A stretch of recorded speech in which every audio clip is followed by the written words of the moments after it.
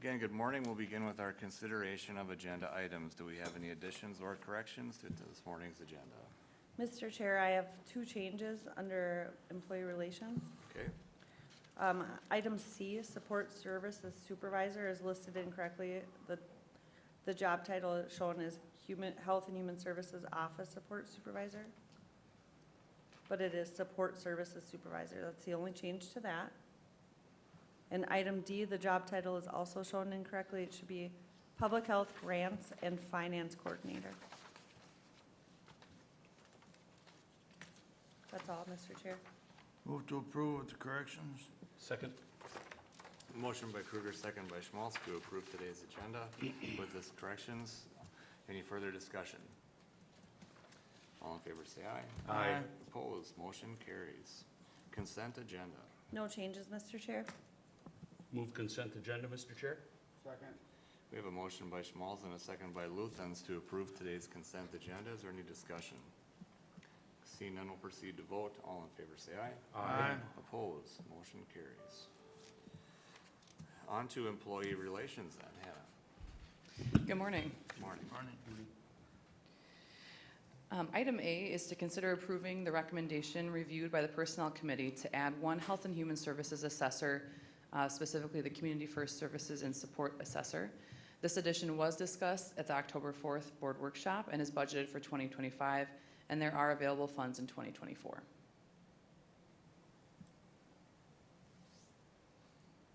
Okay, discussion board.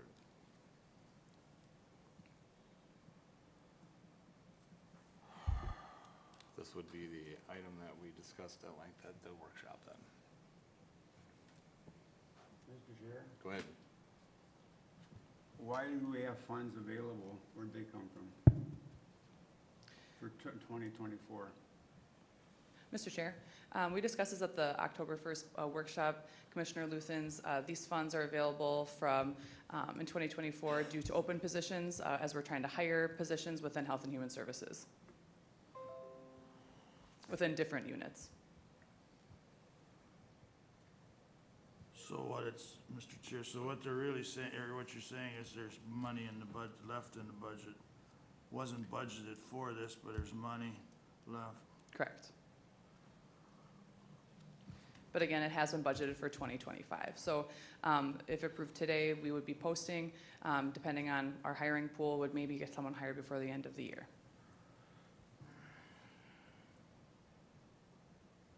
Mr. Chair, Go ahead. I will move the motion as presented, and then I'll go into discussion after, if there's a second to the motion. Okay, we have a motion by Schmaltz. Is there a second? Just to get into discussion, I'll second that motion. So we have a motion by Schmaltz, second by Wright to approve the recommendation. We're now into the discussion. Commissioner Schmaltz? Mr. Chair, and Hannah, this is the position where we said there was some revenue generating capabilities connected to this position. Am I correct on that? That's correct. Yep, this is a revenue generating position. So I wanted to highlight that to the board and the public that's viewing this morning, that due to that fact, I will be voting for the request. Thank you. Mr. Chair, Go ahead. where does that revenue actually come from though? Does it come from the clients or does it come from the state government? From Department of Human Services. So it's still tax money.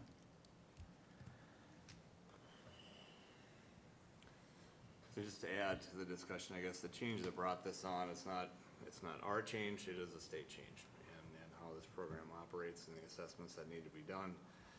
And so I just wanted to make that clarification that this is in some form, I guess we could call it a mandate, but up against a brick wall perhaps is another way to put it. In order for this function of HHS to operate. For myself, I mean, this is a little bit of a tricky one. We don't like adding staff. And I know that there's definitely two sides to viewing this.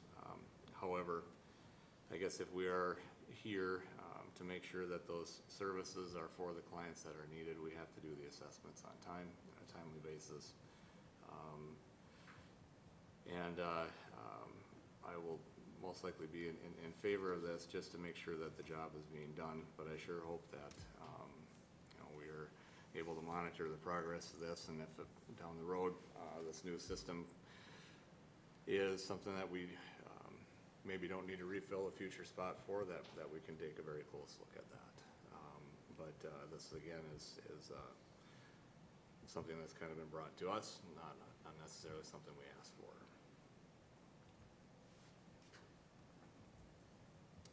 Any further discussion on the motion? Mr. Chair? Go ahead. I'm not gonna really comment too much on it. I've struggled with this one pretty hard. I just don't like adding staff, and the worst of it is, I'm trying to look out for our county, but the money, the revenue generating is to me is kind of a oxymoron, cause if you don't pay county government, then you'll pay state government, so I'm really struggling with it. Okay. Good comment as well. So any further discussion on the motion? Mr. Chair? Go ahead.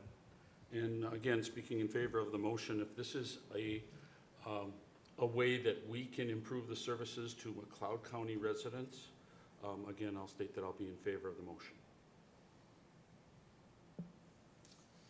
Any further comments, further discussion on the motion? Seeing none, we'll proceed to vote. All in favor say aye. Aye. Oppose? Aye.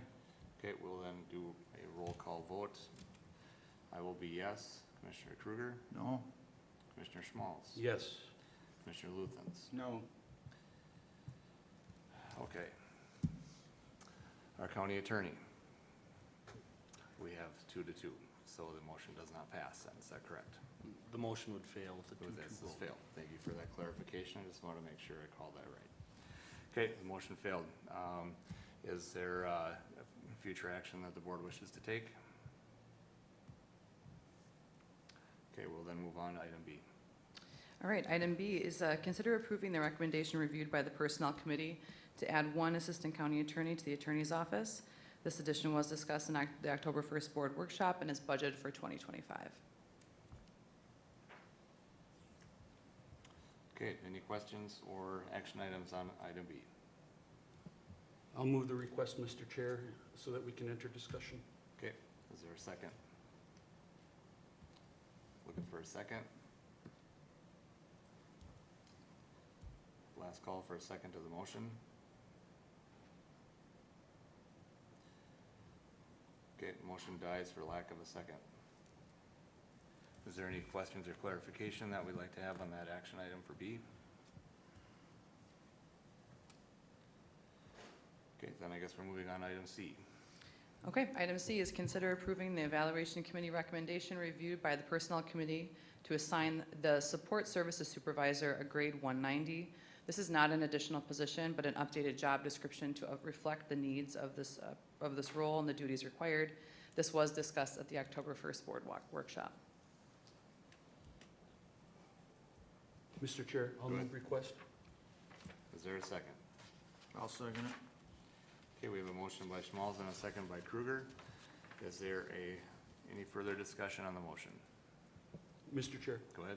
I believe it was discussed in workshop that duties that are assigned to these positions do change and can change, and this will bring what is being asked of this employee up to what we would call just compensation. So I'll be in favor of the motion. Any further comments, questions, anyone? Seeing none, we'll proceed to vote. All in favor say aye. Aye. Opposed, motion carries. Thank you. My last item is item D. Consider approving the Evaluation Committee recommendation reviewed by the Personnel Committee to assign the Public Health Grants and Finance Coordinator a grade 140. Again, this is not an additional position, but it is a new job description to reflect the needs of Health and Human Services. This was also discussed at the October 1st Board Workshop. Mr. Chair, I'll move the request. Okay, we have a motion by Schmalz. Is there a second? Second. We have a second by Kruger. Do we have any further discussion? Mr. Chair? Go ahead. As stated previously with the last position grade that we changed, discussed it at workshop. Again, the grade is changed to fit the criteria that we're asking the employee to do. So with that reasoning, I'll vote in favor of the motion. Do we have any further discussion? Seeing none, we'll proceed to vote. All in favor, say aye. Aye. Opposed, motion carries. Thank you. Thank you. Mr. Chair, Yes. I have a question, Mhm. and it might be for the county attorney. Items A and B that were not approved, are we allowed to bring those back in a future meeting? There'd be nothing that would prevent bringing them at a future meeting. I mean, it would just be subject to the normal process, agenda review. I mean, just whatever our normal procedure is, but there wouldn't be anything that would bar it. Thank you. Okay, moving on to auditor treasurer.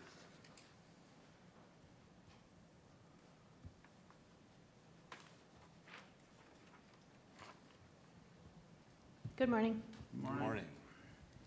I guess I have two items for you today. The first item relates to Carver County and joint ditches with McLeod. So Carver County CD5 and CD7 are already established public drainage systems with currently benefited lands only in Carver County. Both systems are currently in the redetermination process, and during the viewing, the viewers have identified additional parcels for McLeod County. So pursuant to Minnesota statute section 103E.235, subdivision 2, a public drainage system established or benefiting land in 2 or more counties requires the formation of a joint county drainage authority board with at least one member from each county board of commissioners. Carver and McLeod counties are taking joint and concurrent action through identical resolutions to each select members from their respective boards of commissioners for appointment to the Carver and McLeod JDA for CD5 and CD7, and to prescribe the process for filling future vacancies in membership of the Carver and McLeod JDAs. Just for your information, the JDA CD5 member for appointment is Commissioner Doug Kruger, District 2, and the JDA CD7 member for appointment is Commissioner Nathan Schmalz, District 1. By these resolutions, McLeod County Board confirms and ratifies all prior acts of the Carver County Board in initiating the redetermination of benefits and appointing viewers in the proceedings. So I'm asking for your consideration to adopt the resolutions 24 CB 25 and 24 CB 26. And I will need separate motions, Yep. please. Okay, so the first action item then will be resolution 24 CB 25, which will be appointing Commissioner Kruger. Mr. Chair, Yes. I'd just like to comment, Connie, or the administrator, or the auditor's office has done a good job of doing this. Obviously, Carver is in the lead because of the more land and everything, meetings that I attended and the conversations that I've had with Carver, everything's in order. So I'm speaking to this for both A and B, but I'll move to adopt A. Okay, we have a motion by Kruger to adopt. Is there a second? I'll second resolution 24 CB-25. Okay, we have a motion by Kruger, second by Schmalz to adopt the resolution. Is there any further discussion? Mr. Chair? Yep. As Commissioner Kruger stated, we've been made aware of this a couple months ago and also discussed it at our last informational meeting that we've had with Carver County. And I think to put it into terminology that we can understand through redetermination, the watershed areas of these ditches now have increased in size, thus bringing McLeod County into the picture as forming a joint powers board to deal with those particular ditches that we mentioned. Thank you. Mr. Chair, Yes. and that's, just to add on to that, that the redeterminations were done and they were long overdue as well. And there's some little ways to go on them yet, but I think we'll get there. It's a lot of learning for a lot of the residents in Carver, but it seems all right. Any further discussion on the motion? Seeing none, we'll proceed to vote. All in favor say aye. Aye. Opposed? Motion carries. On to resolution 24 CB 26, an appointment of Commissioner Nathan Schmalz. move to approve. Is there a second? Second? Motion by Wright, second by Luthens to adopt resolution 24 CB 26, Joint Drainage Authority for Carver County CD 7. Any further discussion? Mr. Chair. Go ahead. I'll be in favor of the resolution for the same reasons that I had just stated. Again, same criteria. Redetermination increases the size of the watershed, which brings acres into the Carver system from McLeod County. Thank you. Any further discussion? Seeing none, will proceed to vote. All in favor say aye. Aye. Opposed, motion carries. Let me moving on to the public hearing for today. So before we begin, we'll need a motion to open our public hearing for the ditch assessments. Mr. Chair, I move to open the public hearing at 9:17. We have a motion by Kruger, second by Luthens to open our public hearing today. Is there any further discussion?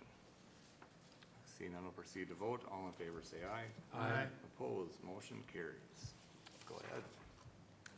Okay, so now that the hearing is opened, the hearing notice was published in the McLeod County Chronicle, which is of course our legal newspaper, on September 27th, October 4th, and 11th, which does satisfy the requirements of statute for a public hearing. I have delivered to the board the county and joint drainage assessment history sheet. The history contains 4 years of data. The 2025 assessment may include projects that will be paid by the end of the year and may include repair funding for upcoming projects. The 2025 assessment amounts were discussed with the drainage inspector, SWCD staff, auditor, treasurer staff, and me.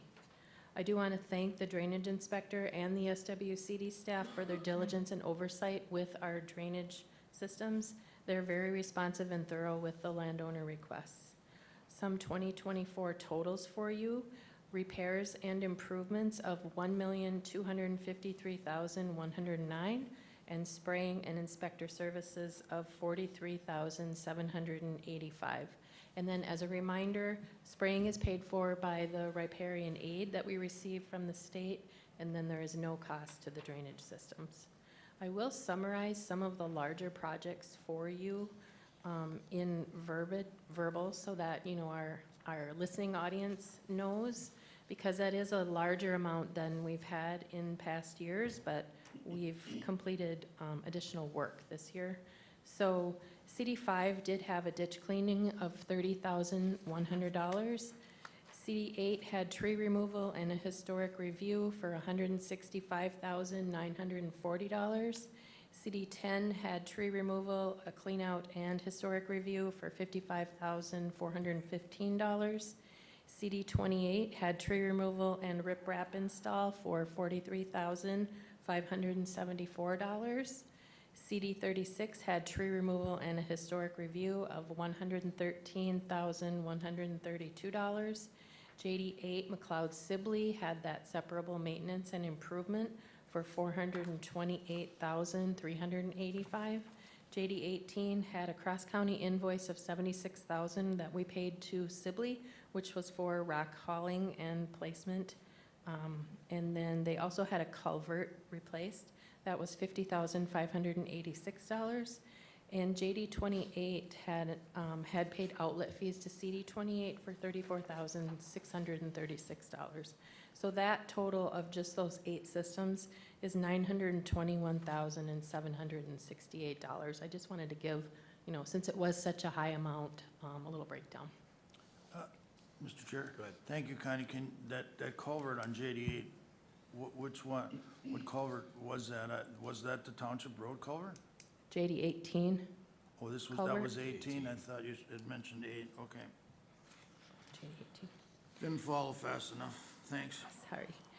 Okay, and then next, I will provide the assessments by drainage system.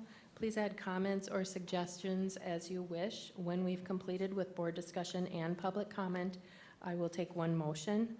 So now I will go ahead and just read the assessments. If I can find the right page. Okay, CD3, $4,000, 1 year.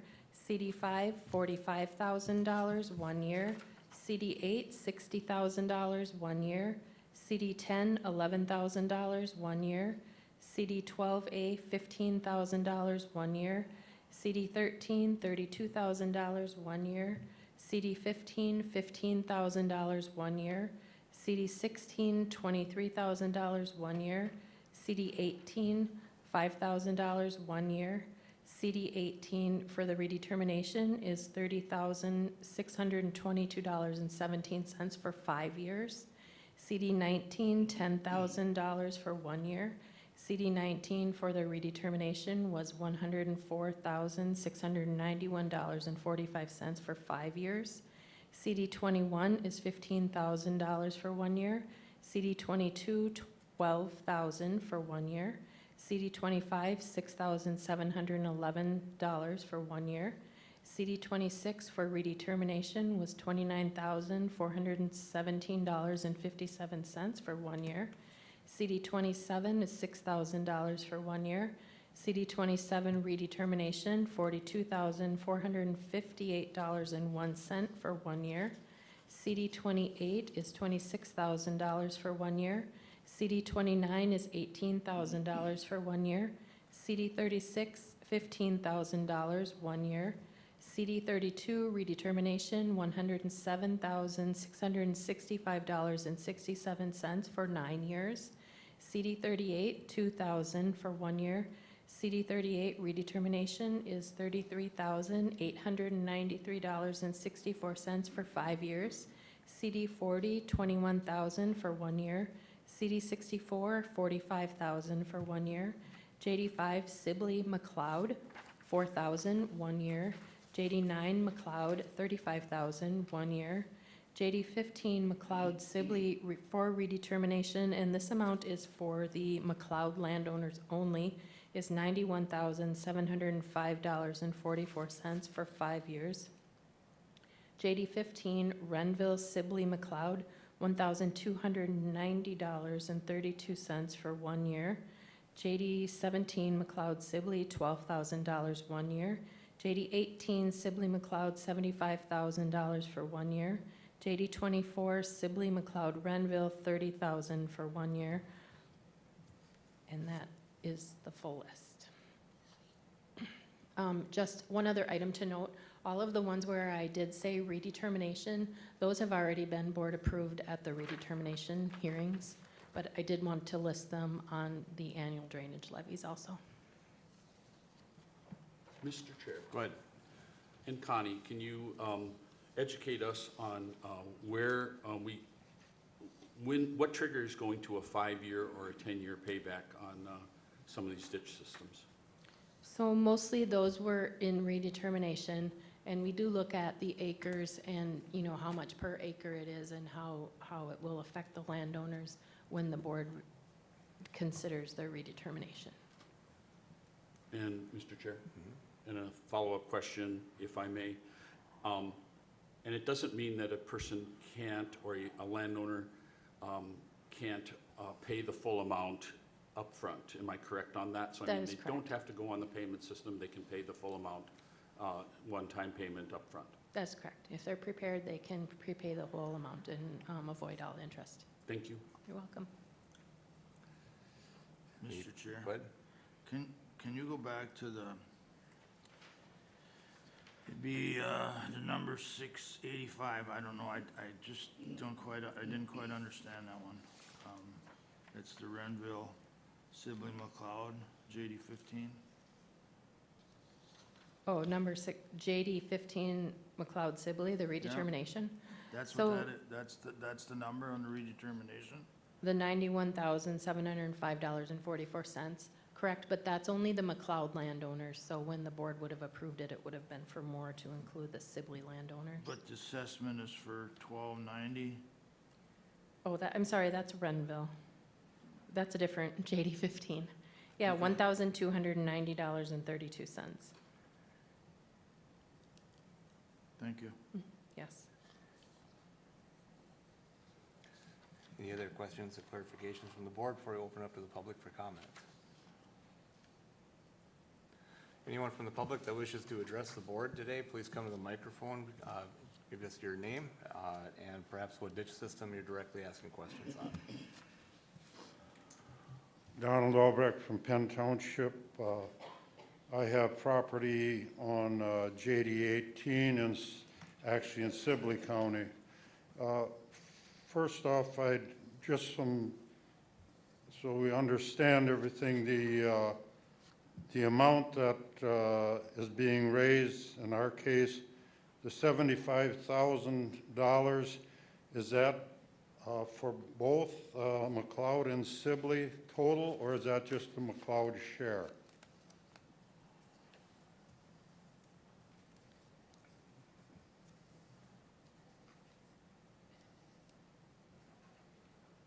Go ahead. The 75,000 is for the McLeod landowners. Just the McLeod landowners? Yes. Okay. And the other question is there any balance in the account for JD 18 presently?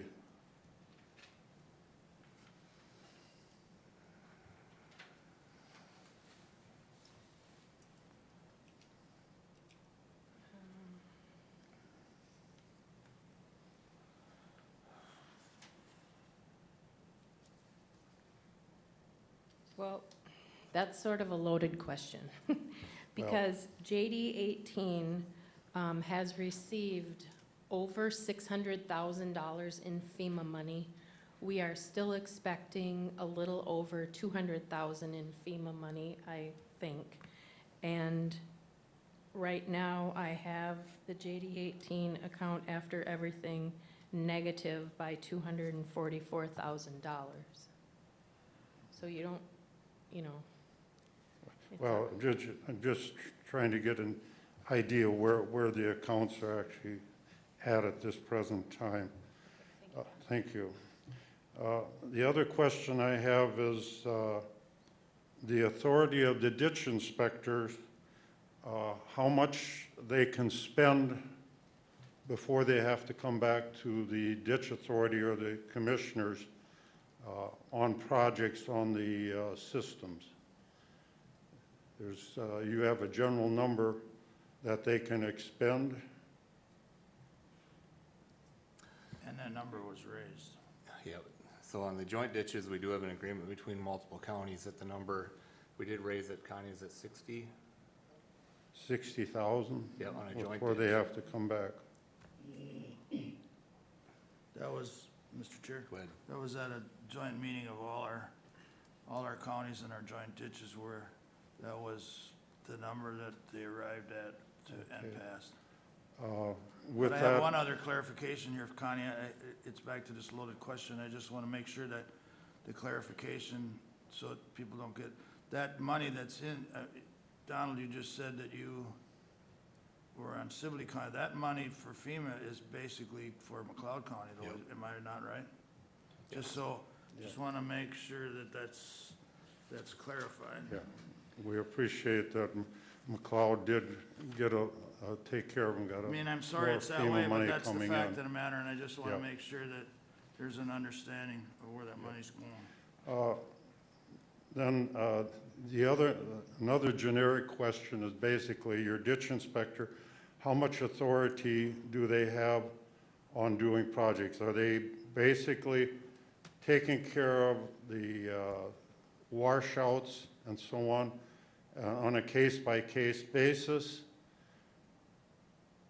That and if the project gets larger than their 60,000, then they need to come back to the commissioners to get approval if they're going to do more. I'm assuming that is a protocol presently.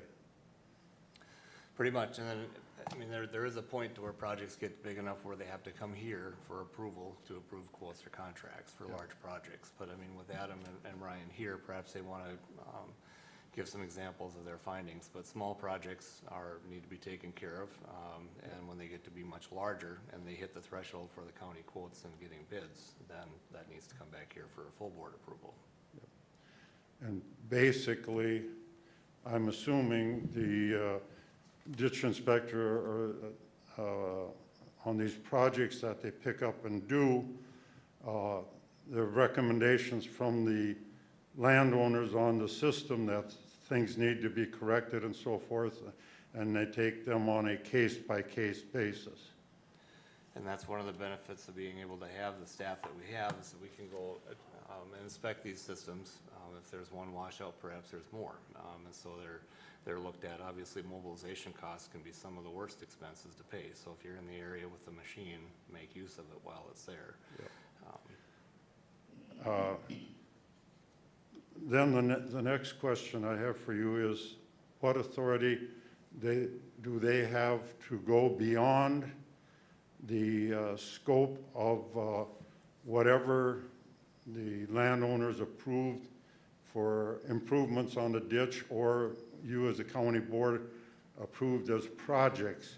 And basically, I am just targeting a situation where the ditch inspectors went ahead and started to do fill-in projects on the buffer strips without contacting the landowner.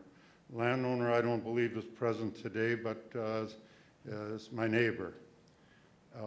They started doing work and filling in and changing the water flow into the ditch system and so forth, and maybe Adam wants to address that. I know Adam has been contacted about it and so forth, but I'm just trying to get a feel for how much authority they have to go beyond the scope of general work that has been delegated to them. And I would appreciate it if Adam would address that. Well, that gets to be a different topic other than what our public hearing is for at this point. I'm going to make that decision. So we're here to talk about the ditch assessments. If we want to talk about the policy or that or so forth, that is going to be a different topic. And I don't really, if Adam wants to address it, I guess he can. He is here. But without knowing the background information, it's almost not fair to allow him to see his notes and his documents that he's taken and ask him to come to the microphone today. Okay, I will accept that, but it just, when I'm looking at the numbers that were going to be assessed to do maintenance on there, and property owners have requested to have certain things taken care of, and they haven't been taken care of for a number of years, and there are still blockages and so forth.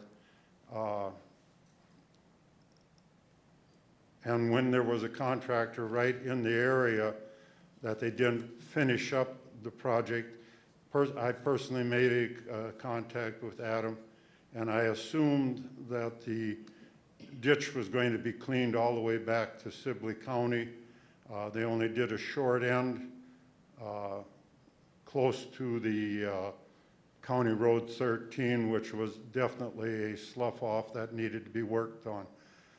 I was informed that, no, as long as the contractor is here, we may as well have him take care of all the problems back to the Sibley McLeod line, and that hasn't taken place. So, and the reason I bring this up is because it needs to come out in the open at a public meeting. Some of the stuff that is going on, yes, we can talk to you commissioners individually, and I have, but it needs to be aired out. That's how the policy is being held, taken care of. So, thank you. Thank you. Anyone else wish to approach the board on today's drainage assessments? Hi, thank you. I'm Doyle Benson. Yeah, what some of the reason that came up was that when the cost of our ditches, of repairing our ditches go up, we end up having to fund it. And so, yeah, that is actually relevant for today with the assessments. Second of all, the surprise that you talked about, you know, does that only come from one direction? We've had meetings that have been surprises, agendas that are changed in the last minute, and it seems like that only goes one way, apparently. We are also people out here. We are not just little rugrats. Thank you. Before you leave the mic, Doyle, Mr. Chair, can you be more specific? I mean, just for the purposes, for today, we're trying to explain what we've paid, or what we paid and what we've done, and basically get them approved, but I don't know, I got lost on your surprise. I don't know where the surprises are. The surprises come when meetings are set up and are so-called advertised with banners, with very little notice, with very few days, and we have to try to hurry up and grab people to show up at meetings, just to defend our own property. That's very low. Thanks. Mr. Chair, can you hold on, please? I just have a question because I know how important it is to have a number of days for the meeting notices, and we have statutory requirements. And I don't think that we have had any meetings that weren't held within the number of days that's required. Do you have any dates or anything, or meetings that you could tell us where that happened? The one watershed plan was pretty much a surprise for the public. Do you know when that was? There were several of them. The one was, the main one, I believe, was November 27th, 2023. Mr. Chair? Go ahead. I don't mind talking about that, but that's not for this business today.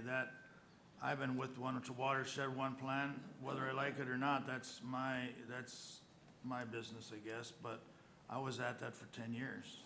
Ever since I came on, I got thrown on it wasn't, I missed that meeting. I've had some challenges this last year. I did miss that meeting on One Watershed, One plan, but that was very misdirected. I mean, this has been out there, it is driven by Bowser and it's driven by the government, but we've been following all the standards, and I mean, I don't know, I just came back from and again, excuse me, Mr. Chair, we're really getting away from our business here, but I just did a rural county meeting this last week. Everybody, all rural counties are having the same problem with communication. People come to meetings with letters that aren't open. I mean, I don't know what to do, and this is a very serious issue outside of driving from place to place to make sure people get to the meeting. I mean, we have no desire, and anybody on this board or myself, I'll speak for myself, I have no desire of misleading anybody in this. It just is. And as far as today, this is pretty much all maintenance. I mean, we're mandated to maintain. I mean, you have to go through ditch law. I mean, it'll be eye-opening for you to go through ditch law. It's online. I'm not saying I agree with it, but it's there, and that's what we must abide by. To repair ditches is mandated. As far as improvements, none of our people have any authority to improve. They have authority to fix, and that authority is half mandated. I mean, we are mandated as a board, every county is, to keep their ditches in repair. I mean, it comes with a lot of things I don't agree with, but that is a mandate, and I'm trying to share information that I would hope that you would look at. I was not a big supporter of One Watershed, One plan, but that's where all the funding is. That's where any project that costs a lot of money is gonna get funding, or nothing will ever get done. I mean, and that's why it is important to stay at the table, to get informed, find out when the meetings are, and get at the table. I mean, I have, my personal saying is, if you're not at the table, you're on the menu. So in other words, what you're saying is you guys were mandated to work on that ditch that was, that Don was talking about. And you were Yes. mandated to do that without contacting the owners. That's what you're really saying. Because that's the fairness that was discussed earlier, is it seems only fair from both sides angle, not just from one way. Correct, and you live out on the western end of the county. I mean, you always there's a difference between a county ditch and a joint ditch. You kind of got to remember, I mean, our guys did a good job of wrangling up FEMA money, they're still working on it. I mean, and that's why it's kinda hard to get you the numbers that you really want and probably deserve, but Sibley County didn't, and I don't wanna go a tit for tat on what they're doing, and I think we're doing a good job on getting that money out, although all the money isn't here, and it's all not in the right place, but when you have a joint ditch, you know, you have a hard time, getting on the same page, lack of a better word.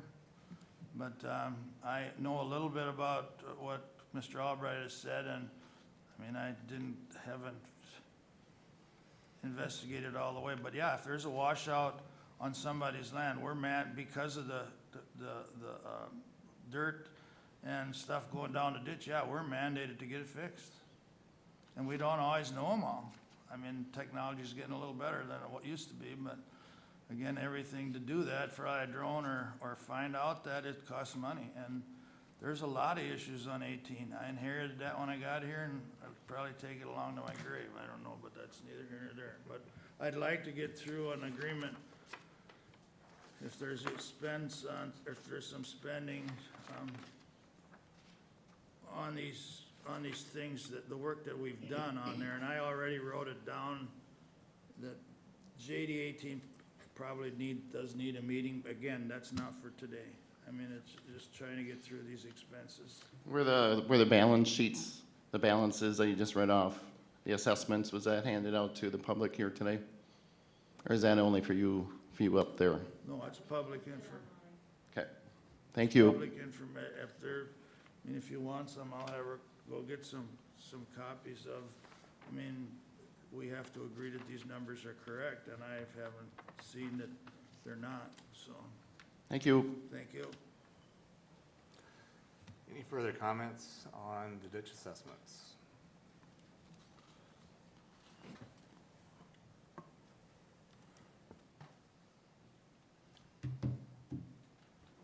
Well, the reason I'm here today is because of the notice was put in the paper. I think this should be brought to your attention. I gotta take my glasses off. The notice of a public hearing proposed a 25 drainage levies. Levies is a very concerning word because it should be with assessments, and I'll give you a definition. I went and Googled it up, and and I know this from IRS and all this. The levy is to seize your land. What is a tax levy in the local government? A levy is a legal seizing of your property to satisfy the tax debt. Levies are different from liens. Liens are a legal claim against property to secure payment of a tax debt. While that, what the hell is the word I can't, actual takes property to satisfy the tax debt. Oh, they seized property, let's see, yeah. That's what's so concerning, because on JD 4, you got a lien on that ditch system already. And why are you adding on a public notice levies? This is recorded against our property. And these ditch systems liens were never recorded. But for some odd reason, you guys are putting liens on our property, and that's not right. And now my next question is, this is for Commissioner Wright. Who controls the benefits of the drainage system? Landowners, county, soil and water conservation, or the state of Minnesota? Who controls them? Who's in charge of them? The landowner, the ditch system belongs to the landowners. The county board acts as the ditch authority to make decisions to administer repairs, so forth. Well, did you read I don't want to get in an argument with you, but did you read the final order, what you adopt? I don't have it here. But the final order, what was sent in 2019, it says you adopted the benefits only. And on top it says the viewers gave the, I don't have the correct wording, but the viewers gave the,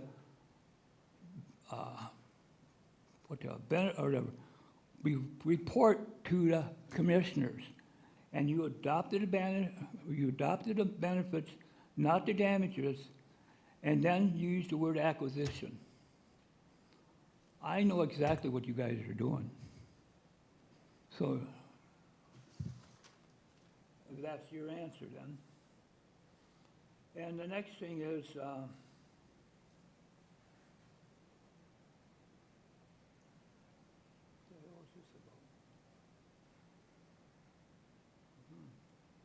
oh, I was going to show you that this petition was served to all you commissioners in March.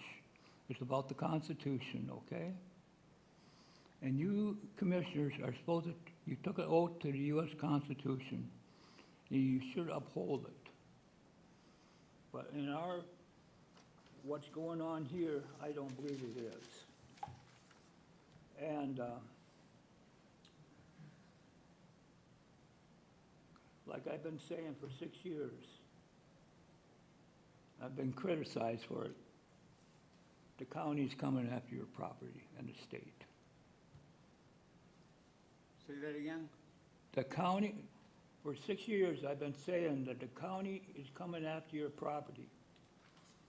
And there's solid proof of it when you put a document on that notice, levies. And here's another thing, what's very concerning. And this, I don't have the complete copy of this, I just got this. But this was attached to the liens. And on here, I can't say for sure, but on my land, I got 9 linked properties on the tax statement, 5 parcels, and the 4 blank ones are in here. And what's on here, it says, McLeod County lien, grantee, lot numbers, 1, 2 through 40. And this is what happens when you siege properties. And I asked the board not to pass that notice the way it was put in the paper. It should be redone as an assessment, not levies. Mr. Chair, Go ahead. I'm sorry if you said it, sir. I didn't hear you. What's your name and where do you live? Pardon me? What is your name and where do you live? Jim Steinbach from Stewart, Collins Township. Which township? Collins. Thank you. And that's all I'm gonna get into today about the notice. But that notice is improper. And another thing is, I noticed JD4 was no maintenance done on it last year, and there's nothing on there this year. And I wonder who's gonna be assessing us on that ditch system to the Chief Assessment Officer, Sue Schultz. Thank you for your time. Anyone else wish to approach the board? Mr. Chair. Go ahead. I do, there's one comment I can't really let go without saying something, that the county has no interest in seizing anybody's land. We have our hands full, we have attorneys, we try to do our best to follow state and federal guidelines. Right. If you, do I agree with all them? That's not for today or any time. I don't necessarily, I'm sorry, Mr. Jarrett. Commissioner, we basically try to do maintenance on whether it's roads, ditches, or whatever. We have no desire to, I mean, Okay. this fight needs to be taken somewhere else, and Okay. I really don't wanna No, we're- go all okay. day here. We're This not. is, I mean, splitting hairs on assessments or levies, this is what was spent and we have to pay. I mean, Right. we pay the contractors, we do what we have to do, and the people that are on the system it's your ditch. We're just try our best to manage it, so. Okay, I'll make one more comment. When McLeod County took me to court to close that hearing, or to close up, I gave Paul Wright and Mike Young agreement to protect my property. And I begged the court to let me record it, and they did not do it. They wouldn't do it, they wouldn't recall, or they wouldn't answer the question, or wouldn't respond to it. It's that simple. All of us landowners should have had agreement. The drainage system belongs to the landowners, and they should have made an agreement with the ditch authority for a non-transfer, only what they could do for that buffer strip. That's what should have been done. It's wide open for taking. It's wide open. I told the court that too. And I begged the judge. Mr. Chair, we need to move on, and Thank you. the buffer strip issue, nobody ever took it to court. I mean, again, I could go around in circles all day, but we need to get our business done. We're in an open hearing, so, I mean, Yep. So the purpose of the hearing today is to look at the drainage assessments. Just a quick question for the attorney's office. Have all of the requirements for notification in the process to do this annual process, have they been met? They have been, I mean, this is on our regular meeting schedule. There was a specific notice published. I would also just note that if you look at the proposed resolution that was included in your packet, and if that's the resolution that comes before the board for a vote today, that refers to the 2025 assessments on drainage systems, and it uses that assessment language. And just for the purpose of clarification, for anyone who hasn't reviewed that proposed resolution in the packet, I don't see levies mentioned anywhere in there. I mean, Connie can probably clarify that, but it's a resolution regarding 2025 assessments on drainage systems. But yes, as far as public notice, those requirements were met for a regular meeting. Thank you. Any other comments from our auditor treasurer's office? The verbiage that was used on the notification is the verbiage that has always been used. The heading at the top does say on proposed 2025 drainage levies. Within the body of the notice, it does state that the County Board of Commissioners proposes to levy assessments on such lands for the purpose of creating a fund for any necessary maintenance and repairs of the various county and joint ditches, you know, on and on. So I do believe that the notice was satisfactory and clear. We will have it reviewed again internally. Okay, thank you for the clarification. Looking for any additional comments or concerns on the assessments for today? Mr. Chair? Go ahead. I don't see any irregularities. I'm not apologizing either for the mix-up a little bit on JD 18, because our staff, we directed our staff, we prioritized the problems there. Maybe some were a little hindsight issues, but however, we've done our due diligence, and that's why it's a little bit confusing to get those numbers right. If you just happen to be a landowner that has land in both sides, and again, I don't want to criticize Sibley County, because we are partners in that, but I like I said, I noted that we probably should work on a JD 18 meeting, but again, that is not so much for this. I think our staff did a bang-up job of trying to get that FEMA money to use, and well, you've been hearing in the news that FEMA's not the best organization to really work with, but our guys have been pretty successful, more than I thought they would, but that's all I've got. Or do we adopt this in the hearing, or do we adopt it in our board meeting? We'll adopt it within the hearing. We do have to set the interest rate on the next motion, so. With that, I will move to adopt 24 CB 27. We have a motion from Commissioner Kruger to adopt our resolution today. Is there a second? Second? We have a motion by Kruger and a second by Schmaltz to adopt resolution 24 CB 27 to set the 2025 drainage assessments. Is there any further discussion?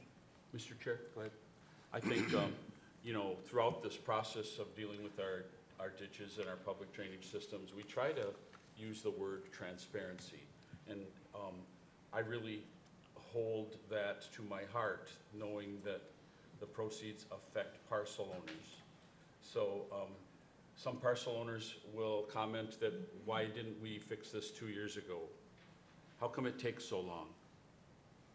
Well, part of that is trying to be transparent with the process, to be patient with the parcel owners. Generally, we act too slow. I've never heard a complaint about us acting too fast. But transparency is very important in the process, and also speaking to your neighbors who are on the system, educating yourself and your neighbors on the process helps a lot. Attending the meetings is extremely important, because that's what us as a drainage authority go by when we start making our decisions. So I would encourage everyone to be engaged in the process. Thank you, Mr. Chair. Any other comments or concerns on the motion? I believe we've cleaned up all of our notice requirements. We've met all of them. The information is always transparent, as has been mentioned. It's available in the packet. Our staff's only a phone call away year-round to get those numbers. Any other comments on the motion? See none, we'll proceed to vote. All in favor, say aye. Aye. Opposed? Motion carries. On to the interest. Yes, thank you. The final piece of this hearing is to set the 2025 interest rate on loans from the general fund for the systems that are in deficit. There are 16 county and 10 joint county drainage systems with loans, which is a higher count than last year. However, we have completed more work on the systems, either by request of the landowners or by necessary improvements, or not improvements, repairs, excuse me. So for reference, 2024 McLeod interest rate was set at 4%. Prior year discussion with neighboring counties, their range of interest was between 5 and 3%. Considering our balances, it is the recommendation of the McLeod County Finance Director and me to set the 2025 general fund loan interest at 4%. We believe that is still fair to the landowners and to McLeod County. All right, any comments, board members? Public comment?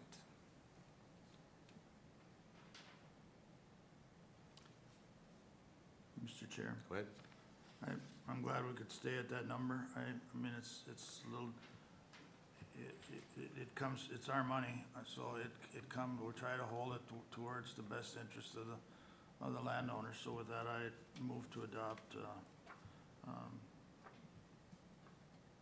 I don't see, that's not a resolution, so I'd move to approve that interest at 4%. Second. We have a motion by Kruger and a second by Schmaltz to approve the 2025 drainage assessment interest at 4% in the general fund. Is there any further discussion? Mr. Chair. Go ahead. What works for me, keeping it the same, is what I stated earlier. Our parcel owners have the option of paying upfront, so which would take the 4% out of play. So I'll be supportive of the motion for 4%. Okay, very good. Any other questions or comments on the motion? And again, Mr. Chair, to be clear, it can be paid off at any time. Is there a break-off day when it can't be changed, I mean, for that year, but otherwise it can be paid off early? Well, I will clarify, excuse me, Commissioner, that 1 year assessments do not have Right. interest. Right, It's only the multi-years. right, And the only multi-years we had were redetermination. okay. Yeah, there isn't a great deal of, and we've had that conversation about, Connie, or the auditor's office is very cognizant of trying to make it cash flow and not make it harder on the landowners. So I was privy to my advice in that, so I'm happy with it as stated. Okay, very good. Any other comments, concerns?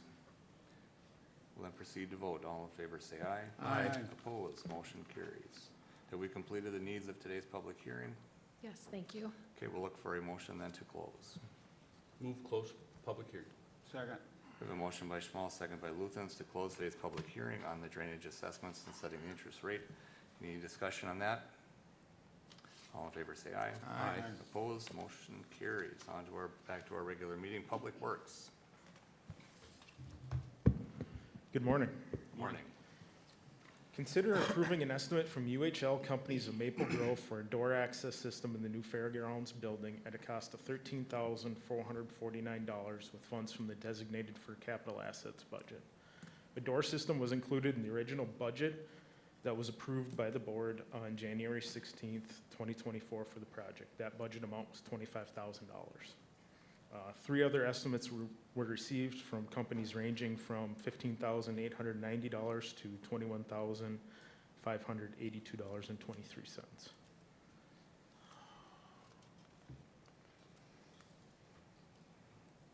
Okay, questions, anyone? I have none, I'll move to approve. Okay. And second. We have a motion by Kruger and a second by Schmaltz to consider approving the estimate from UHL at a cost of $13,449. Any further discussion? Seeing none, we'll proceed to vote. All in favor say aye. Aye. Opposed, motion carries. Item B, consider approving change order number 1 for County State Aid Highway 115/25 roundabout project at a cost savings of $19,093.85. The contract called for placement of a couple of non-breakaway lighting units. The lead time on these units would have been 6 months after completion of the project. The contractor requested a substitution due to lead time, which was approved at no cost increase. The contract also called for placement of handholds, conduit, and wire along Jefferson Street southeast for future city lighting. The city had these lighting materials in stock and asked to have their specific materials installed in place of the materials called out in the contract. So this was essentially furnish and install materials and labor trade for just install. Mr. Chair? Go ahead. I didn't know, excuse me, Andrew, because I talked to you about this, but I didn't notice till right now that I see this is non-breakaway. How do they decide where, is it high-risk areas that go with breakaway and others they don't? Correct. Or is that the only? Correct. Okay. I suspected I didn't catch that on the first round. And non-breakaway are cheaper, I assume, or no? The same cost. Same price, really? Yep. Okay, thank you. With that, I'll move to approve. Okay. Second. We have a motion by Kruger and a second by Schmaltz to consider approving change order number 1 for County State Aid Highway 115/25 roundabout, cost savings of $19,095.85. Is there any further discussion? Mr. Chair? Go ahead. For clarity, Andrew, so we have the lighting units in place as specified in the contract. The only difference is the breakaway Correct. feature, Correct. and the lighting is installed. Lighting is installed and operational. Thank you. Okay, any further discussion? Seeing none, we'll proceed to vote. All in favor say aye. Aye. Opposed, motion carries. Consider approving change order number 2 for County State Aid Highway 115/25 roundabout at a cost of $3,490 with funds from the highway construction budget. The plans called for placement of geotextile fabric on Jefferson north of the roundabout. During grading operations in that area, it was found that the original roadbed was constructed with a geotextile fabric material and was in suitable condition to remain in place. It was also found that existing mailboxes along North Jefferson were not compatible with the swing-away mailbox support system called out in the contract documents. So this change order is a restocking fee for fabric that was not used and additional mailboxes to be added to the supports. What is not reflected in that $3,490 is a cost savings of $11,318.40 of fabric that was not used on the project. Mr. Chair, move change order number 2. Second. We have a motion by Schmaltz and a second by Luthens to consider approving change order number 2 from McLeod County Highway 115/25 roundabout project at a cost of $3,490. Any further discussion? Mr. Chair, Go ahead. just a thank you for, I don't know who caught it, but that we actually got this done. There are people today that would have just been into it halfway before they said, oh, we could have kept that. But so I really appreciate that. Yep, our staff did a really good job on this one. All right, any further questions or comments on the motion? Seeing none, we'll proceed to vote. All in favor, say aye. Aye. Opposed, motion carries. Consider approving change order number 3 for the County State Aid Highway 11525 roundabout project at a cost of $26,944 with funds from the highway construction budget. The plans showed an existing drain tile running along the east side of Jefferson Street. This drain tile has several yard drain connections for residential property owners. The drain tile system was set to remain in place. During construction, the contractor found this drain tile was in conflict in a couple of locations with grade, elevation, and was in poor condition. So instead of leaving this remain in place and taking on the risk of having to replace this tile system in the future, we took the tile system construction under the project. Okay, questions, anyone? Change order number 3. Move change order number 3, Mr. Chair. Okay. Is there a second? Second. We have a motion by Schmalz and a second by Luthens to consider approving change order number 3 for County State Aid Highway 11525 roundabout at a cost of $26,944. Any further discussion? Mr. Chair? Yes. When working a construction job, the unknowns are underground. And luckily, we have a way to deal with those unanswered questions. And this is an example of why we have change orders and during the project, and ways to fund and make decisions as the project is going on without holding the project up. So thanks for the catch, and it's just part of what you do and part of what you find when you do a construction project. That's good points, Commissioner. Any further discussion? Seeing none, we'll proceed to vote. All in favor, say aye. Aye. Opposed, motion carries. Item E. Consider approving change order number 5 for County State Aid Highway 11525 roundabout at a cost of $3,996.30 with funds from the highway construction budget. Traffic control was moved each night by locals to allow unlawful access to the site. This created an unsafe condition and was detrimental to the work being done. It was determined that additional traffic control is necessary at the following locations to mitigate safety concerns. Concrete J barriers at the east and west project limits on Airport Road, and additional type 3 barricades with flashers for road closures at the 115 Airport Road roundabout east exit and at the intersection of South Jefferson Street and 160th Street. Okay. All right, change order number 5, everyone. Move change order number 5. Is there a second? Second. We have a motion by Schmal, second by Luthens to consider approving change order number 5 for County State Aid Highway 11525 roundabout at a cost of $3,996.30. Is there any further discussion? Mr. Chair? Go ahead.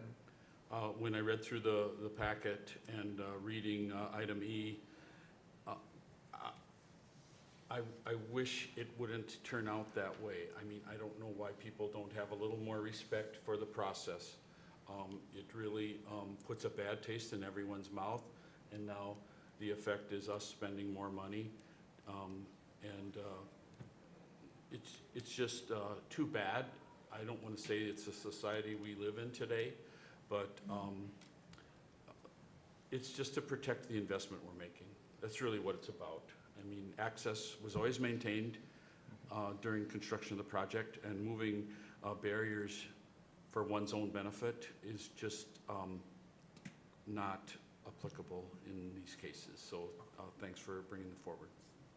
The good points. It's just about trying to keep these work areas safe, and I did hear many times about people trying to go through there and what it was gonna, the continual cost. And it was very frustrating. We get asked, why do things cost so much? And it is because of someone else's actions. And we're just trying to keep this safe for workers, keep projects online, and here we go, more money. So we do have a motion to approve. Is there any further questions or comments? Seeing none, we'll proceed to vote. All in favor, say aye. Aye. Aye. Opposed? Motion carries. Thank you. Thank you. Thanks, Andrew. Into the Health and Human Services, Barrett Spores.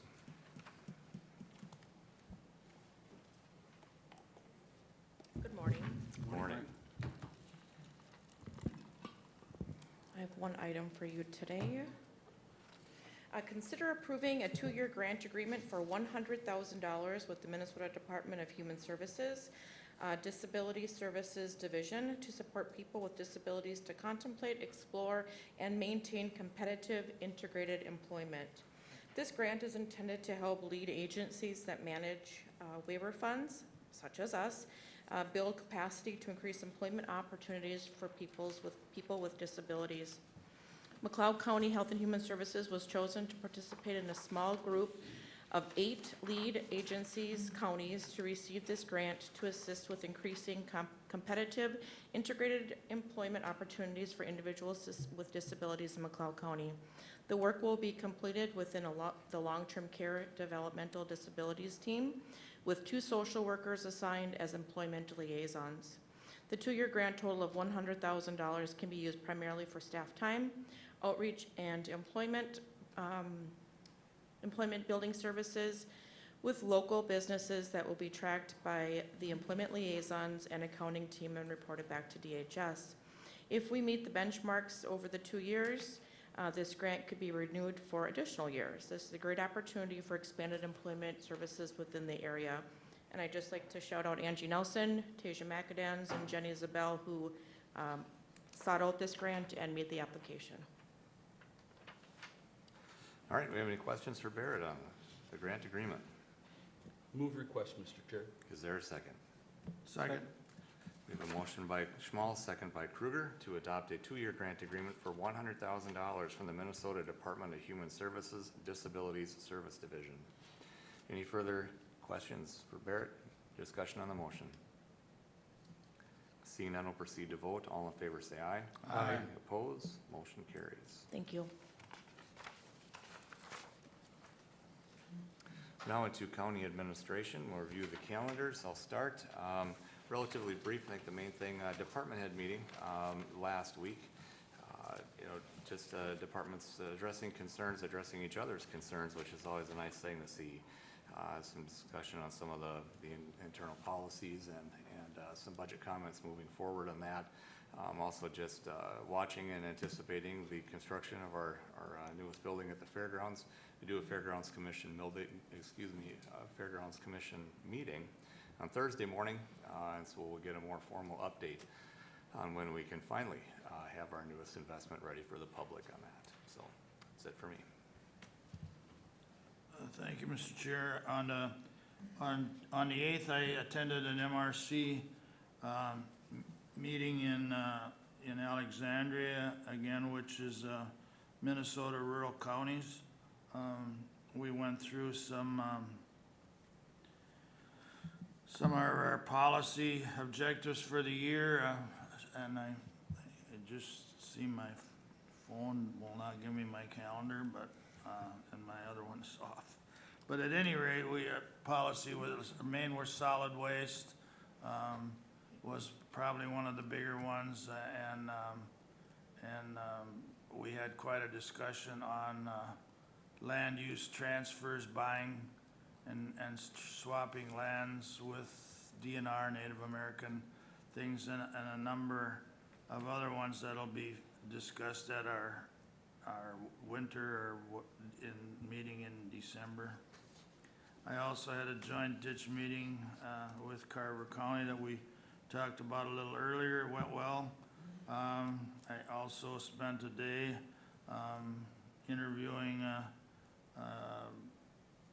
facility manager for our gut wells for all our buildings, but we had some really interesting applications, so we're going into another round with that. And then on the 10th, I had a drainage work group Zoom call. The drainage work group is a group that's formed or was asked by the legislature to form this group and be an advisory to the legislature. And again, corn growers, bean growers, counties, MRC, DNR, there's a number, and then special interest groups are at this meeting trying to move ahead, and it moves very slow. And We try to get a consensus or close to it on as much as we can. And again, trying to get some policies to present to the legislature in the upcoming session. That brings us to today. Thank you, Mr. Chair. Okay, thank you. Commissioner Schmaltz. Thanks, Commissioner Kruger, for your report. After our county board meeting on Tuesday the 1st, we held a workshop. Many of the things that we saw on today's agenda was discussed at the workshop. And then on Thursday the 3rd, I watched the Prime West Joint Powers Board meeting on Zoom. And I'll let Commissioner Luthens highlight that meeting as he attended that meeting in person for that day. On Monday the 7th, I had a CHB Executive Committee meeting. We could do that by Zoom, but we discussed quite a few issues pertaining to the CHB and the Joint Powers Board meeting coming up on the 31st of October. On the 8th, myself, along with Commissioner Kruger, participated with the Carver County informational ditch meetings pertained to JD1, JD4, JD5.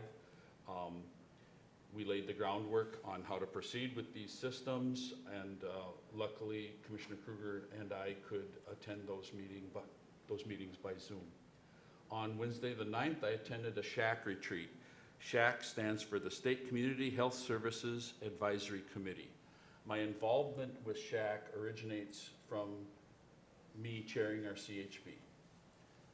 SHAC is at the state level. Many Minnesota Department of Health people attended this meeting, along with the voting members of SHAC, which I myself am a voting member as chairing CHB. It was held in St. Cloud, Minnesota. It wasn't overnight. It was a 2-day event. And I want to say there was honor given to those who have served, and I think we had, I think there was 3 or even 4 people who have served public health for more than 40 years. So these people are very dedicated to public health and very conscious of what the needs are of public health, and I was happy to attend. And then yesterday, we did what we call insurance openers with our union reps in McLeod County. We had 3 different unions listen in on our insurance opener, and luckily we could all do that by Zoom as well. Thanks, Mr. Chair. That's my report. Thank you. Commissioner Luthens. Thank you, Mr. Chair. I attended the workshop on the 1st also, and on the 3rd, Prime West, like we said, I'm on the Finance Committee there too, so we talked about the budget and the money, and during the meeting, Jim gave a couple of reports that were pretty good. On the 9th, in Monticello, it's 6 o'clock at night.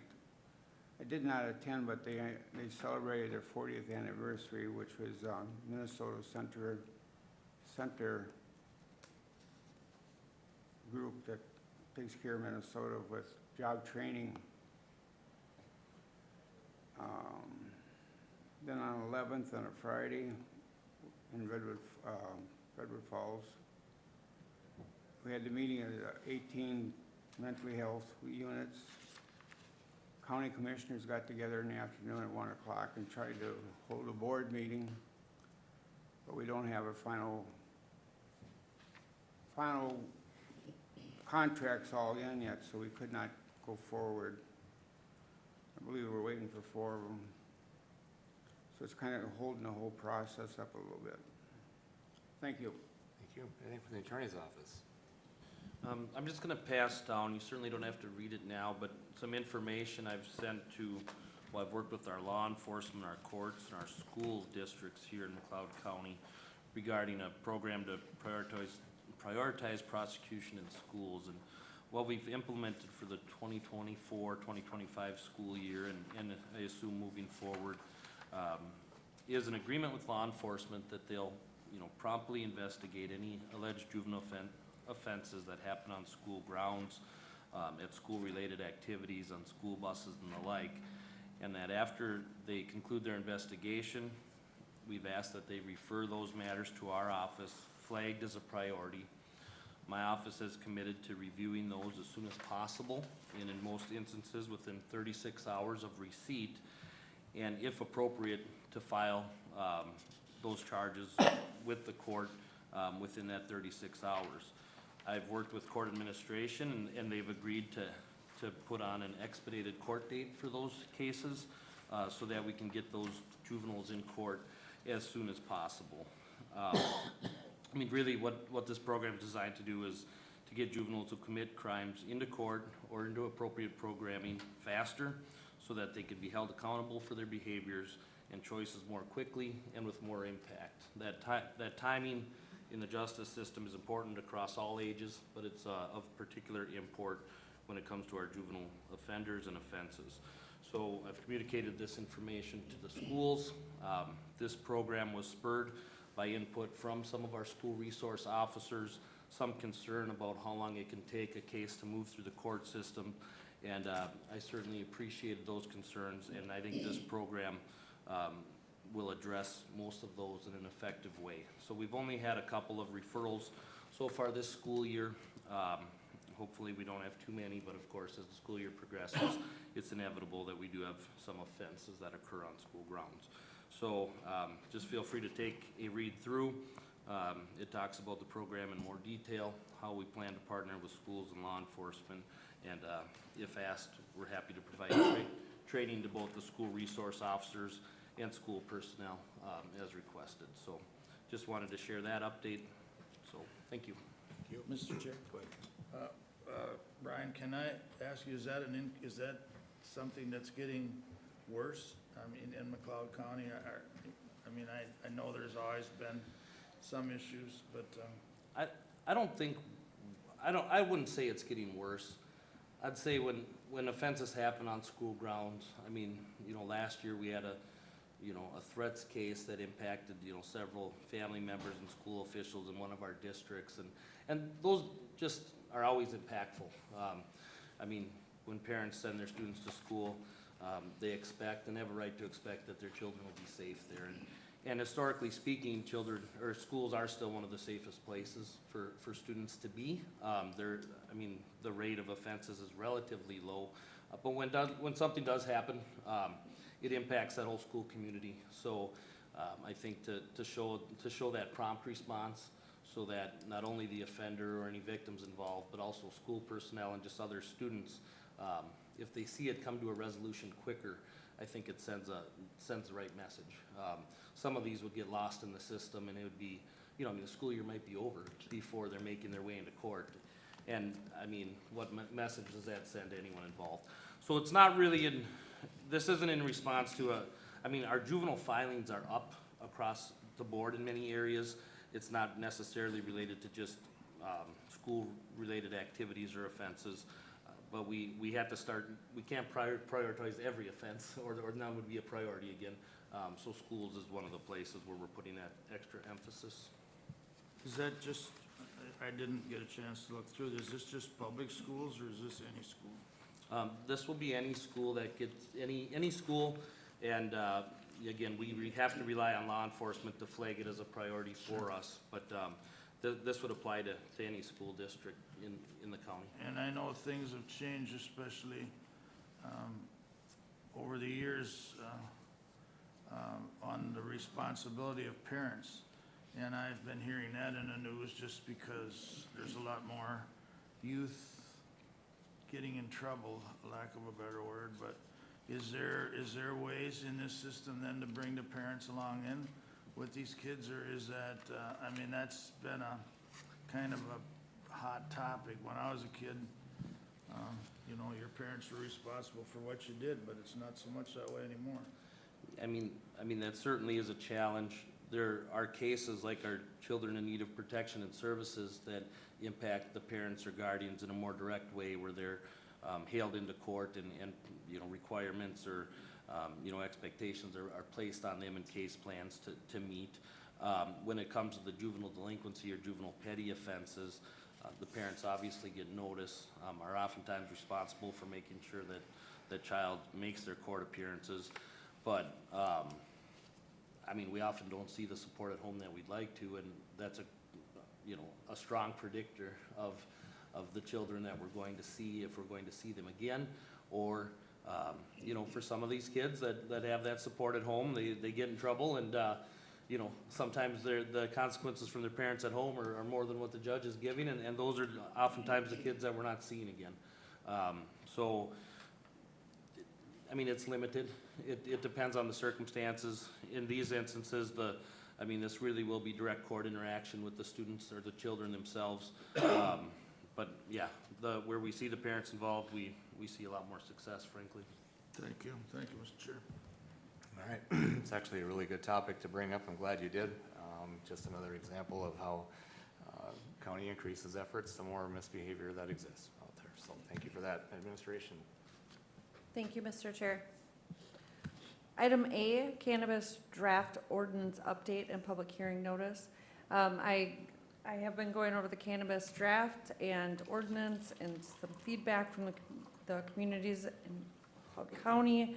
The attorney Ryan Hanch has helped me with that, as well as our auditor treasurer Connie Kurtzweg.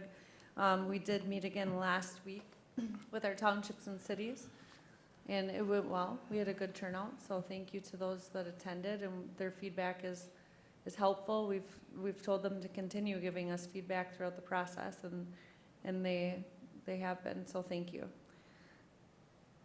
Some of the considerations for your review today that I need feedback on to move forward, I'm going to list. However, first, I just want to go over a short timeline. We plan to present you with a final draft on November 5th so that we can hold a public hearing on November 19th. So today we would schedule that. Looking for final approval if possible on December 3rd. Reason being that if we don't get that far by December 3rd, that we have one more meeting where we could have a little bit of room to move. That public hearing on November 19th would be for a final draft and for any zoning updates. We'll meet with zoning next Wednesday. They have a meeting. I'm sorry, but I can't think of what the committee is called. That meets in Hutchinson. Planning Commission? Thank you. The Planning Commission is meeting, and I spoke with Mark Tuletsky, and although one person will be gone from that meeting, we hope to get all of their feedback and be ready to move before our next meeting. With that, what I need from our board is if you have any feedback on these items beyond what we would recommend. You can limit your cannabis retail locations, as you know, and with our population, you could limit that to 4. There is some desire from our communities to do that, some of our communities that want to adopt our ordinance. However, some of them just expressed no opinion. We know that the cities of Glencoe and Hutchinson likely plan to adopt their own ordinances. The city of Winsted may adopt ours if it meets their needs. The townships are pretty concerned, of course, because they don't really plan to write their own, but they're more worried about the cultivation and manufacturing and growth side.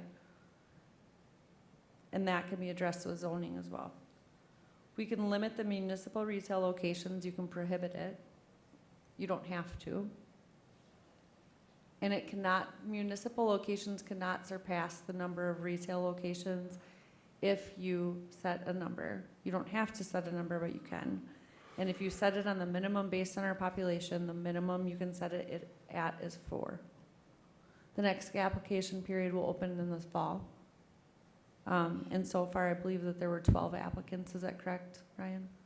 Because it had increased since the last time we looked at it, was 11. I believe that, I don't have an updated number. It's around there.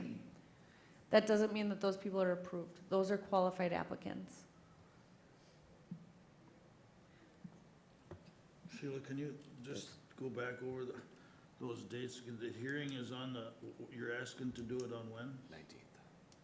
So we would like to present final draft and zoning, any zoning changes needed to you on November 5th. Then have a public hearing on November 19th.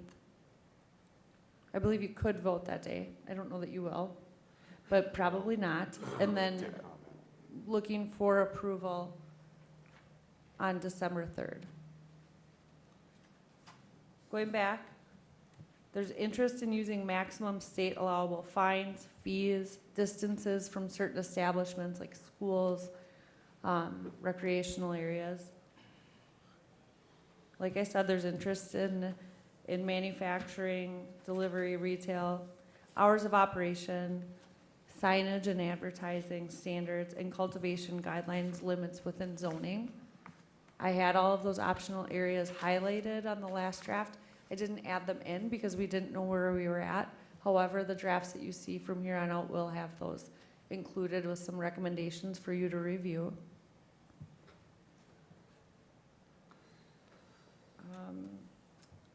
The draft final that you'll see will be based on that September 4th draft that you looked at. However, it will be more detailed, and there are some other counties that have passed. So we will be using those as well to help draft a complete ordinance. One thing I asked the cities and townships to keep in mind was that if this is a new arena for everyone, this can be changed if you don't do it exactly how you want to. I think that there's some fear that it's hard to move backwards in restricting things. And so when you're looking at that minimum of 4 locations, you could expand that later, would be one way to look at it if you find a need for it in your communities or a desire. And of course, future county boards can change things as well. So it feels very final and scary for some of the cities and townships, but I just reminded them that they can adopt ours. Maybe they're not ready to do one and change their minds later. And I would just encourage you to do the same if they come to you. Just remind them that they are allowed to adopt ours, but if they change their mind down the road, they would have to go through public hearing process and all of that, but it is an option for them. So we would insert those items in our zoning ordinance that need to be addressed with some recommendations for you. See you at the next meeting with a draft that has all of those things included. Ask you to have a public hearing on November 19th. We would set that date today. Post it as required, as we always do. And then look for an approval on December 3rd. Commissioner Luthens, we put December 3rd in the case that it wouldn't be able to be done by then. If there were more things needing to be addressed, we'd have one meeting left this year. Okay. So that is all I have for that update. Any Okay. questions? So you'll be looking for a motion to set that public hearing on the 19th. Yes. Okay. Any proposed time? Use 9:30. That would be good. Okay. Is there anyone that wishes to make that a motion? I'll make a motion. Okay, we have a motion by Kruger. Is there a second? Second. We have a motion by Kruger and a second by Schmaltz. We have our public hearing for the cannabis ordinance on November 19th at 9:30 here in the McLeod County Boardroom. Any questions or comments on that? Is that a recommendation to have all the board members here? We always recommend that. Well, I know that, but I mean, it's deer hunting week. I can never figure out why my calendar's open that week, and that's why. Sure. But anyway, I'm just saying, I don't know how, I'm not too worried about this particular subject. I mean, you said it all, it's open. There's gonna be a lot of changes made before this is all. We have another date, and I've never had an issue come up where the county board wasn't able to take care of what they needed to. I have no so. issue with it, and things might not work out for me anyhow. Just curious, trying to prioritize. Sure, and that's the day to get this started anyway, so it can be an ongoing, but we do have somewhat of a deadline to complete the task. Correct. So, any further discussion on the motion for the 19th at 9:30? Seeing none, I'll proceed to vote. All in favor, say aye. Aye. Opposed, motion carries. And then Mr. Chair, I would ask that a public hearing is set for 9:45 a.m. for the zoning, in the case that we need it to change anything with that. 19th at 9:45, the zoning component. Any addition to that, or is it to the motion, or no? I think it should be two. We'll just do a second motion on that, so we're looking for the zoning component to be at 9:45, that same day on the 19th. I'll make that a motion. Okay, we have a motion by Kruger, is there a second? Second. Second by Schmaltz for the motion to have the planning and zoning portion of this issue on the 9:45 on November 19th. Any further discussion on that? Seeing none, we'll proceed to vote. All in favor, say aye. Aye. Opposed, motion carries. Thank you. Item B, consider adopting Resolution 24CB28, supporting Operation Green Light for Veterans through Sunday, November 11, 2024. We did this last year. You'll see the county buildings that we can change the lights on easily lit up green to support veterans. And we wanted to put that on this agenda so that the public has an opportunity to do that week as well, if they're interested. All right, we're looking for a motion to adopt resolution 24CB28. I will move approval. Is there a second? Second. Motion by Wright, second by Schmaltz to approve resolution 24CB28, supporting Operation Green Light for Veterans through Sunday, November 11th, 2024. Any further discussion? I know last year we assembled a very large green light to put on top of our silo at some 90 feet in the air, and you could see it for 2 miles away, so we will be lighting that up again. Any further discussion? Seeing none, we'll proceed to vote. All in favor say aye. Aye. Opposed, motion carries. Thank you. Item C, notification of board workshop following the board meeting on Tuesday, November 5th, 2024, at the McLeod County Government Center, 520 Chandler Avenue North, Glencoe, Minnesota. Okay, we're to the end of our agenda. We do have a closed meeting coming up discussing real estate, and we'll get to the details on that. But before we go that direction, we'll open it up for any open forum or press relations. Open forum or press relations that wish to address the board. Seeing none, we'll move on to our closed meeting. The language required for the motion to go into this will be, we need a motion to move into a closed session pursuant to State Statute 13D05, subsection 3C, to develop or consider offers or counter offers for the purchase of real estate located along Chandler Avenue North, Glencoe, Minnesota, and 212 6th Avenue East, and 214 6th Avenue Street E. That is the motion that'll be required. Or we may or may not take action after. Clarification. I mean, if there's action to be taken after, we'll have to reopen the session to summarize or, you know, take that action. It'll just depend on where things go in closed session. Well, we don't have to recess, do we? We'll just go into closed session. We go into close now, Right. and then we'll reopen and recess. I'll make that motion.